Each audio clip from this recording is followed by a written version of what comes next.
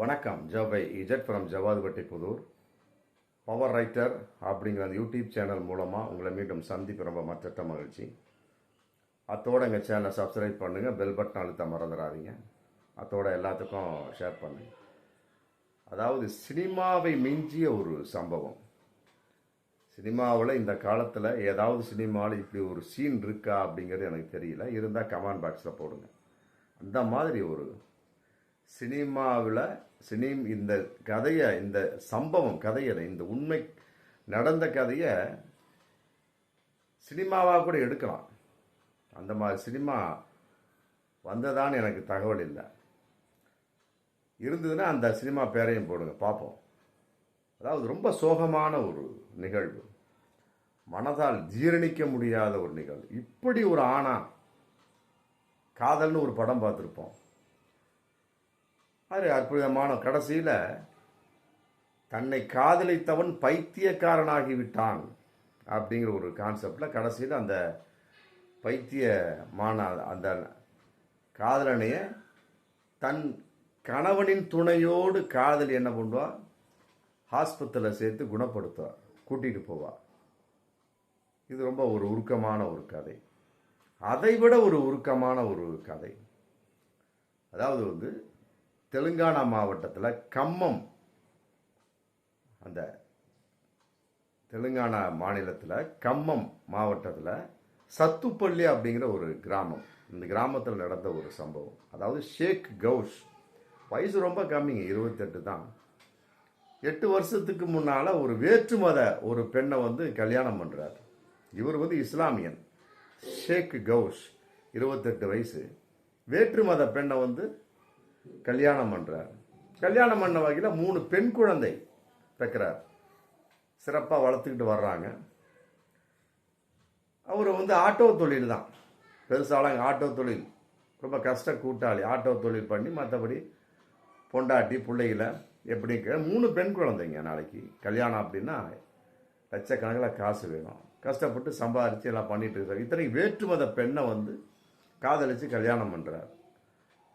பண்ணிகிட்டு இருக்க சமயத்தில் நல்லா குடும்பம் போயிட்டுருக்கு. அப்புறம் அந்த ஆட்டோ தொழில் கொஞ்சம் சீரழிஞ்சு போச்சு, வருமானங்கள் சரியாக வரலன்னு சொல்லி என்ன பண்ணுறாங்க, அங்கே சத்துப்பள்ளியிலே சத்தியம்பேட்டை அப்படிங்கிற ஏரியாவில் ஒரு விவசாய பூமியை எடுத்து குத்தகைக்கு எடுத்து பண்ணுறாங்க. நல்லா பண்ணிக்கிட்டு இருக்க சமயத்தில் நல்லா அங்கேயும் கொஞ்சம் காசு வரக்கூடிய சமயத்தில் திடீர்னு இவருடைய மனைவி இருக்குது பார்த்தீங்கன்னா, வேற்று மத பெண், அந்த மனைவிக்கும் இன்னொரு ஆணுக்கும் ஒரு கள்ள தொடர்பு ஏற்படும். நல்லா புரிஞ்சுக்க, எல்லாமே இதில் தான் நாசமாக போகிறது. கள்ள தொடர்பு. அற்புதமான ஒரு புருஷன், 3 பெண் குழந்தை, 3 பெண் குழந்தை பெற்றுமே அந்த பெண் ஒரு தவறு செய்கிறா அப்படின்னா உண்மையிலே ஏற்றுக்கொள்ள முடிகிறதா? ஏற்றுக்கொள்ள முடியவில்லை. ஒரு ஆணுடைய மனசு என்ன பாடுபடும். என்னடா, வேற்று மத பெண்ணை கல்யாணம் பண்ணிட்டு 3 குழந்தையை பெற்று நம்ம இந்த அளவு கஷ்டப்பட்டுட்டு இருக்கோம். ஆட்டோ தொழில் சீரழிஞ்சு போனதுனால பணம் சம்பாதிக்க முடியாதனால விவசாய பூமியை போட்டு நம்ம பண்ணிக்கிட்டு இருக்கிறோம். இந்த மாதிரி கள்ள தொடர்பு அப்படின்னா ஏற்றுக்கொள்ள. இவரை அப்படியே டச்சிங்காக சில ஐட்டங்கள் மற்ற ஷோ அப்படியே பார்த்துக்கிட்டே வந்திருக்க சமயத்தை அவர் துண்டா தெரிஞ்சு போச்சு. இவர் கண்டிஷன் போட்டிருக்காரு, அவனோட பேசாத, மற்றபடி பிரச்சனை வருமா, அதெல்லாம் தவறு கொடுங்க. இந்த பொண்ணு என்ன பண்ணிட்டா, கேட்கல. இந்த பொண்ணு என்ன கேட்கல, திரும்ப பேசக்கூடிய சமயத்தை கள்ள தொடர்பு. அப்புறம் புருஷன் வெளியே போகிற சமயத்தில் மற்ற ஷோ அப்புறம் உல்லாசம், அப்புறம் சகஜம், கஜ எல்லாம் நடந்துட்டு இருக்கும். டக்குன்னு ஒரு நாள் என்ன பண்ணிட்டாரு, அந்த மாதிரி நடக்குது. வெளியே போனவர் திருப்பி வரக்கூடிய சமயத்தில் பார்த்தா உள்ள கள்ள புருஷனோட இந்த பொண்ணு என்ன பண்ணிட்டு இருக்கா, உல்லாசமாக இருந்துட்டு இருக்கான். டக்குன்னு என்ன பண்ணிட்டாரு, பக்கத்தில் குண்டை கம்ப்ளீட்டா தாப்பா போட்டு மற்ற ஷோ எல்லாம் இது பண்ணிட்டு பக்கத்தில் எல்லாத்தையும் அந்த பையனை கையங்களாக பிடிச்சி கட்டி வச்சு மற்ற ஏதோ ஒன்று பண்ணி உற்றார் உறவினர் பக்கத்தில் சொந்த பந்து எல்லாத்தையும் கூப்பிட்டு உட்காந்து பேசுகிறார். நான் சொன்னேன் பாருங்க, நீங்கள் கேட்கல, இந்த பாரு கையங்களாகவும் பிடிச்சிருக்கேன் பாருங்க, இவன் தான் அவருடைய கள்ள புரிச்சு, இவன் பொண்டாட்டி இந்த மாதிரிலாம் தவறு பண்ணா, குடும்பத்தில் இப்படி இருந்தால் நான் என்ன பண்ண முடியும், நான் எவ்வளோ கஷ்டப்பட்டு இந்த 3 பெண் குழந்தைகளை வளர்த்தணும், காசு பற்றாக்குறையின் காரணமாக ஆட்டோ தொழிலவே விட்டுட்டு நான் இன்னைக்கு விவசாயம் பண்ணிட்டு இருக்கேன். இந்த மாதிரி ஒரு கல்லை தொடர்பு வச்சு இந்த மாதிரி கையங்கலமாக மாட்டியிருக்கா பாருங்க போட்டு பேசக்கூடிய சமயத்தில் அப்புறம் மற்றவங்க வந்து பேசுவாங்க இல்லையா, இந்த மாதிரி பேசக்கூடிய சமயத்தை என்ன பண்ணிட்டாங்க, அப்புறம் அவங்களும் சமாதானமாக சொல்லியிருக்கிறாங்க. சொன்ன உடனே அவருக்கும் ஒரு யோசனை வந்திருக்கு, என்னதான் இருந்தாலும் அடுத்தவன்கிட்ட படுத்து எந்திரிச்சிட்டா முடிஞ்சு போச்சு, அவ என் மனைவி கிடையாது அப்படின்னு ஒரு முடிவுக்கு வர்றார். 3 பெண் குழந்தை இருந்துமே என் மனைவி கிடையாது முடிவுக்கு வந்து என்ன பண்ணுறாரு, நீ தவறு பண்ணுற, அவன் உனக்கு பிடிச்சி போச்சு, 3 குழந்தை என்கிட்ட பெற்றுட்ட, என்ன எந்த அளவுக்கு பிடிச்சது உனக்கு தான் தெரியும், ஏன்னா மற்றபடி வந்து எனக்கு நீ தேவையில்லை, அப்போ நீ அவனை கல்யாணம் செய்து கொள், உன்னையே கட்டி வச்சிருக்கு. இப்படி இவர் என்ன பண்ணுறாரு, சினிமாத்தனமாக என்ன பண்ணுறாரு, 3 பெண் குழந்தைகள் இருந்துமே என்னடா பெண்ணுக்கு வந்து நாளைக்கு தாய் வேணுமே அப்படிங்கிற எதிர்பார்க்காம ஒன்றும் எந்த யோசனையும் இல்லாமல் டக்குன்னு கல்யாணம் கள்ளக்காதலோட கல்யாணம் பண்ணி வச்சு இவரே கல்யாணம் பண்ணி வைக்கிறார். சினிமா மாதிரியே இருக்குதுங்க. நடந்த சம்பவம் தெலுங்கானாவில் கம்மம் மாவட்டத்தில் சத்துப்பள்ளியில் நடந்த கிராமம், சத்துப்பள்ளியில் நடந்த ஒரு சம்பவம். கல்யாணம் பண்ணி வச்சிடறாரு. கல்யாணம் வச்சு அப்படியே அனுப்பிச்சிடுறார், நீ அவனோடய வாழ்ந்துக்கம்மா, என் குழந்தைய நான் பார்த்துக்கிறேன் அப்படின்னு போட்டு இவர் சொல்லிடுறாரு. இப்படியே போயிட்டு இருக்க சமயத்தை இது சம்மந்தமாக ஃப்ரெண்ட்ஸு பேசுவாங்க இல்லையா, என்னப்பா இப்படி பண்ணிட்டேன், ஆனால் இப்போ அவர் 2 அடி போட்டு இதுங்க வேண்டிதானே அப்படின்னு சொன்னாங்களா என்னன்னு தெரியல. மற்றபடி ஒவ்வொரு ஆளும் ஒவ்வொரு கருத்து சொல்லுவாங்க. அப்போ இவருக்குள்ள ஒரு எண்ணம், என்னடா நம்ம தவறு செய்து விட்டோமா, அவன்கிட்ட படுத்து எழுந்திரிச்சா அவனோட நம்ம அமிச்சிட்டோம், நம்மளை பிடிக்காதனால அவன் படுக்கிறான், நம்மளுக்கு பிடிச்சி 3 குழந்தை பெற்றுட்டா, திரும்ப என்னத்தை அவன்கிட்ட கண்டானே தெரியல, அவன்கிட்டயே கள்ள புருஷனா பல தவறுகள் பண்ணிட்டா, மற்ற சோன்ஸோ நமக்கு தெரியாமல் நடந்து போச்சு. ஆமாம், என்கிட்ட என்ன மைனஸோ எனக்கு தெரியல, நான் நல்லா தான் இருந்துகிட்டு இருக்கேன்.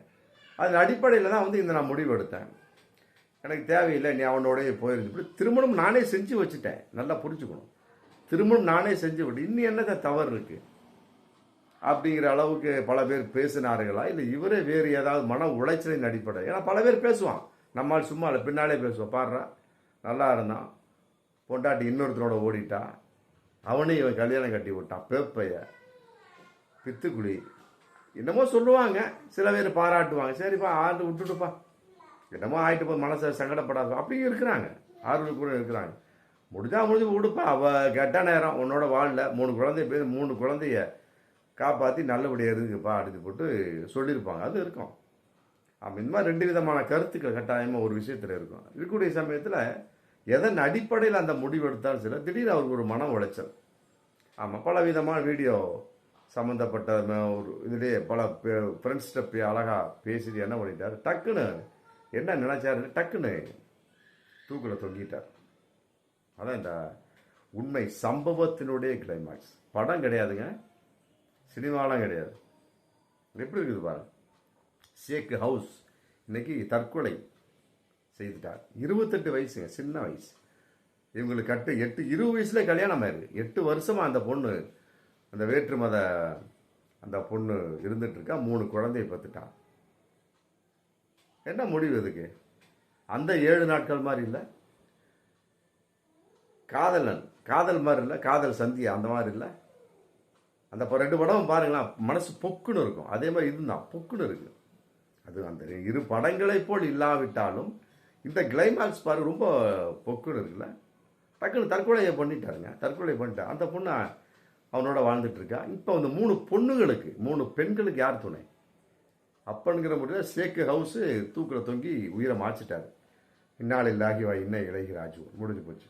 கடவுளுடைய ஒரு தீர்ப்பு. மற்றபடி அவளை வந்து அவனோட அம்ஸ்டார் ஒரு இப்படி ஒரு சூழல்